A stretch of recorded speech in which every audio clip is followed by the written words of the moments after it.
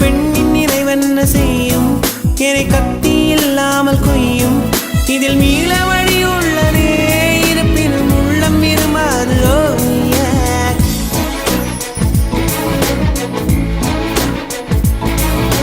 விழிகளின் அருகினில் வானம் வெகு தொலைவினில் தூக்கம்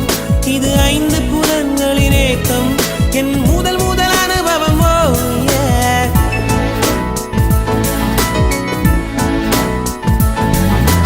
ஒலியின்றி உதடுகள் பேசும் பெரும் புயலென வெளிவரும் சுவாசம் ஒரு சுவடின்றி நடந்திடும் பாதம் இது அதிசயம்